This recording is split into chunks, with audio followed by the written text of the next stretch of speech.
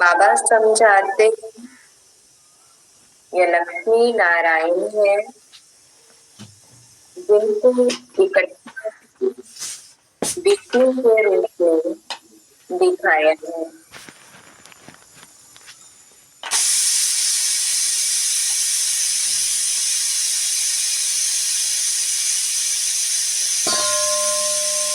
लक्ष्मी नारायण तो दोनों अलग अलग हैं।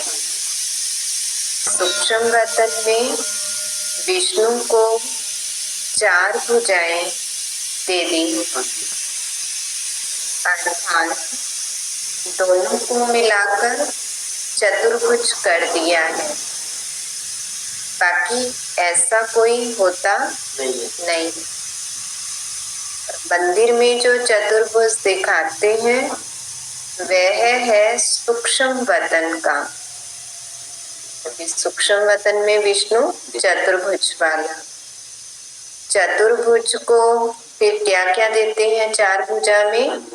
शंख, चक्र, गदा, पद्म आदि देते हैं।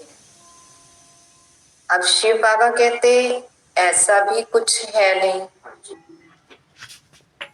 चक्कर भी तुम बच्चों को है।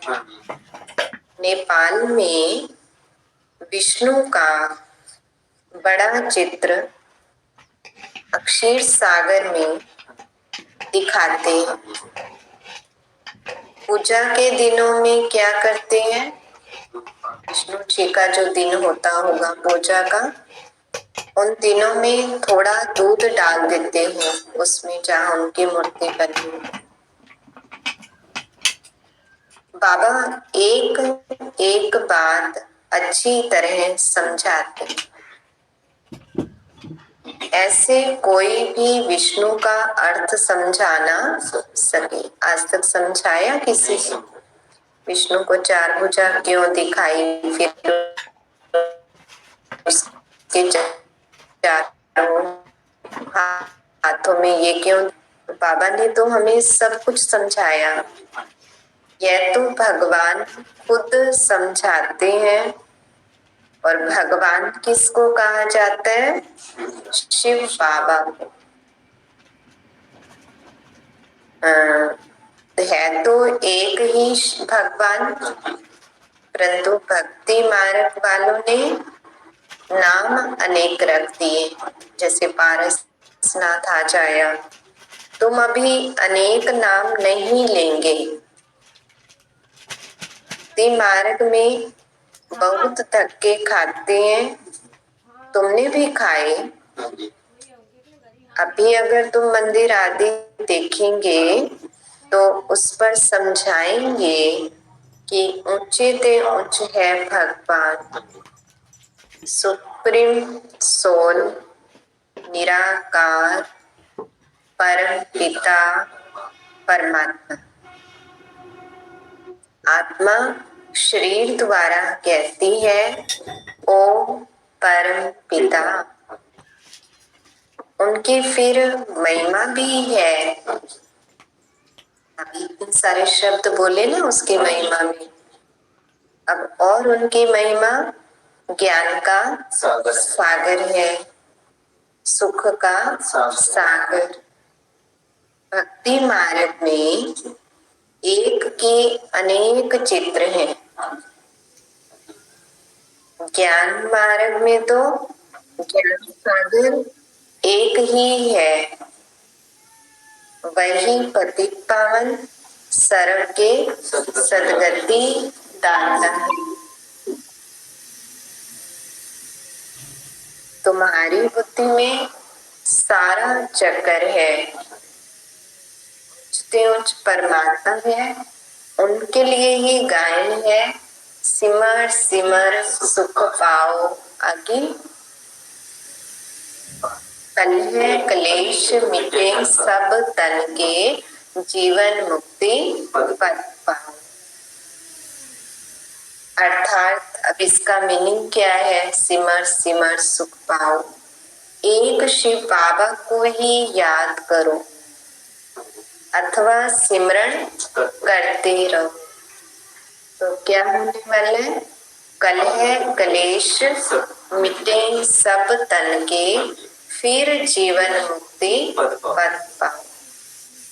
यह जीवन मुक्ति है ना। बाबा से यह सुख का वर्षा मिलता है। अकेले यह तो नहीं पाएंगे ब्रह्मा बाबा या मम्मा। जरूर राजधानी होगी ना। गोया शिव बाबा राजधानी स्थापन कर रहे हैं। पारसपुरी माना राजधानी। अब राजधानी में माना सतयुग भी कहेंगे उसको। तो सतयुग में राजा रानी प्रजा सब होते हैं। तुम ज्ञान प्राप्त कर रहे हो तो जाकर बड़े कुल में जन्म लेंगे। बहुत सुख मिलता है। जब वह स्थापना हो जाती है, यहाँ पूरी राजधानी स्थापन हो जाती है, तो छीछी आत्माएं सजाएं खाकर वापिस चली जाती। अपने अपने सेक्शन में जाकर ठहरेगी।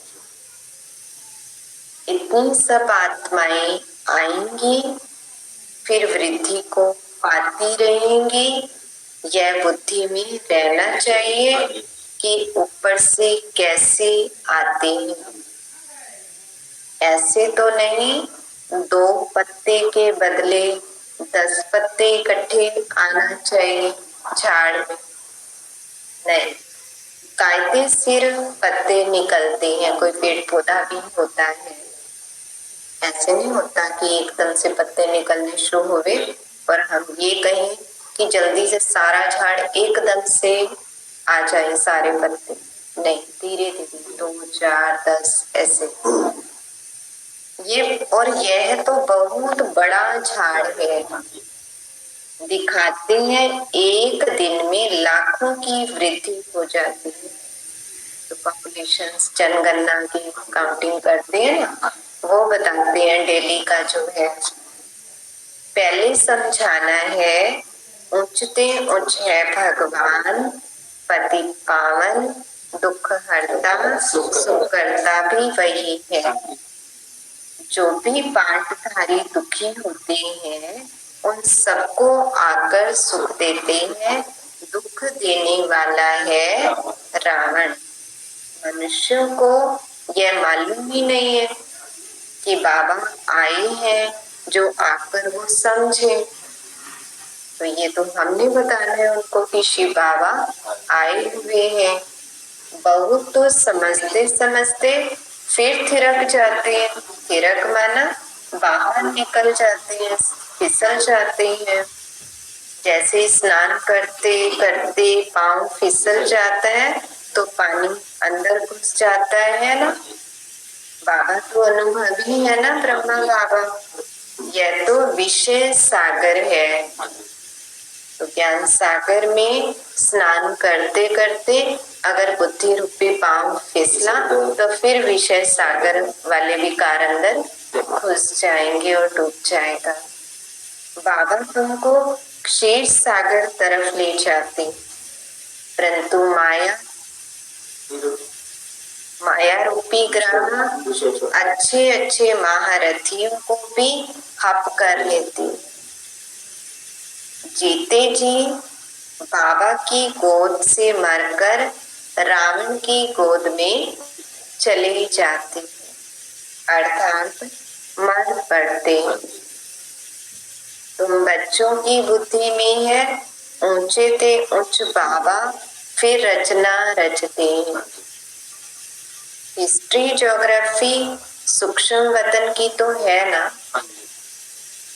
भल तुम सूक्ष्म वतन में जाते हो, साक्षात्कार करते हो, वहां चतुर्भुज देखते हो, चित्रों में है ना।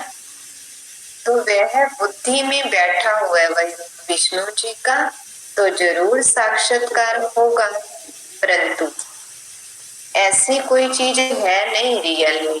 सूक्ष्म लोक में बाबा ने आज क्लियर किया। ये भक्ति मार्ग के चित्र हैं। अभी तक भक्ति मार्ग चल रहा है, भक्ति मार्ग पूरा होगा तो फिर यह चित्र रहेंगे नहीं रहेंगे। स्वर्ग में यह सब बातें भूल जाएंगी। अब भी बुद्धि में है कि यह लक्ष्मी नारायण